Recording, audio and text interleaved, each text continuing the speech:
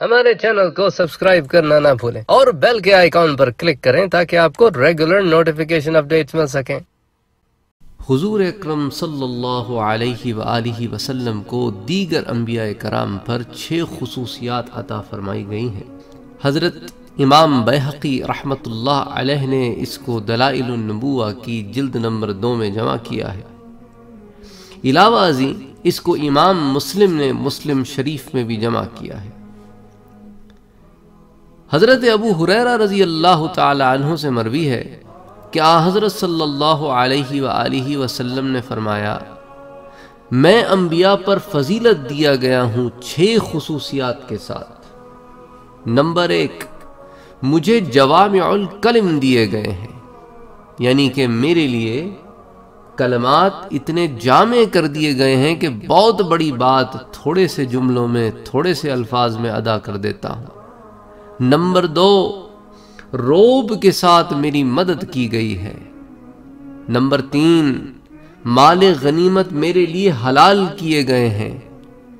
Number 4، پوری زمین میرے لیے پاک ہے اور سجدہ گاہ بنا دی گئی ہے کہ کسی بھی پاک جگہ نماز ہو سکتی ہے، یعنی حضور کی امت کے لیے ساری دھرتی کو اللہ نے سجدہ گاہ بنا دیا ہے۔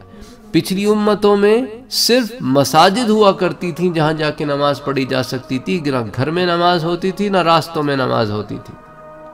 نمبر 5، اور میں تمام مخلوق کی طرف بھیجا گیا ہوں کہ حضور سے پہلے جتنے انبیاء آئے وہ خاص قوم کی طرف ہوتے تھے، حضور تمام جہانوں کے لیے ہیں، حضور رحمت للعالمین ہیں، سب کے لیے ہیں، تمام مخلوقات کی طرف بھیجے گئے ہیں، صرف انسانوں تک محدود نہیں ہے۔ نمبر 6، حضور نے فرمایا میرے ساتھ نبوت ختم کر دی گئی، یا نبی ختم کر دیے گئے ہیں کہ لا نبی بعدی ولا رسول بعدی، نہ میرے بعد کوئی نبی ہے نہ میرے بعد کوئی رسول ہے۔ سبحان اللہ سبحان اللہ سبحان اللہ۔ تو کتنی خوبصورت حدیث ہے، یہیں سے رد قادیانیت بھی ہے کہ لا نبی بعدی ولا رسول بعدی، میرے بعد کوئی نبی نہیں، میرے بعد کوئی رسول نہیں۔ اب یہ جہالت کی باتیں ہیں جو قادیانی کرتے ہیں، یہ جو احمدی کرتے ہیں کہ معاذ اللہ اللہ عز و جل تو حضور تک نبی بھیج رہے تھے، اور انہوں نے خاتم الانبیاء کی تشریح یہ کی ہے کہ خاتم کا معنی مہر ہوتا ہے، کہ اللہ نے اب مہر حضور کو دے دی، اب حضور کی مرضی جس کو نبی بنائے، تو اب یہ مہری نبی ہیں، شرعی نبی نہیں ہیں۔ معاذ اللہ، یہ جہالت سے بھرپور باتیں، یہ گند، یہ امت کو گمراہ کرنے کے راستے۔